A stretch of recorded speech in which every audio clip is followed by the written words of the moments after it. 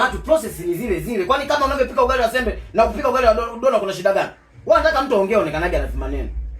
Angushaga sana maugali yako, angushaga sana maugali yako. Huko ugali unao tumeshatenganisha ugali upo huko mboga zipo kula, lakini unatupia tena maugali yako huko. Tunaanza kuchanganya ugali. Kama ulikuwa unaona unataka kuchanganya, usingechanganya moja kwa moja maharage na ugali mama. Sipendaji hiyo tabia yako, unakuwa unakorogea kidole. Kijiko kipo unakorogea kidole mama. Wewe jiendekezaje? Lazima tukime sasa hivi. Unadhani nitakuwa nakusema? Jiweke pembeni zako. Sio kaanza kumwagia huko. Unamwagia kwenye TV. Hii TV bado mama bado siipeleka kwa fundi, unamwagia kwenye TV. Aliharibu TV ni nani? Sio imeharibika kitu kidogo. Mara kwanza ilikuwa kwa fundi. Sasa tena imerudi kwenye magonjwa yake yale mara kwanza. Wewe unaharibu sana vitu huko ndani mama. Ndio kitu ambacho mnakuja kukigundua.